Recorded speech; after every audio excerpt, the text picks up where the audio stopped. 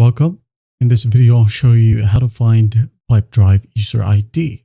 First up here, just go ahead and go to the left pane or the left panel, which is right here, and click on Contacts. All right, click on it. Now, go ahead and select the user where you wanted to find the ID. Right, for example, this one right here, I'm just going to click on it.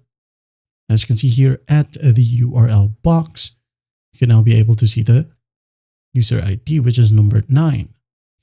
Now, another way to locate the user ID is just by going to the same exact page, which is from the contacts. Now, once you're in here, you're going to want to click on the gear icon right here, or the cogwheel. Just click on it. Now, scroll down a bit until you find ID. Click on the tick box. Now, hit on save.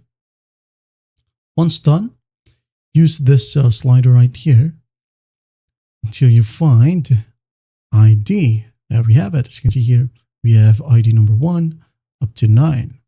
That's basically how you find a Pipedrive user ID. Well, I hope this video helps, and I'll see you in the next one.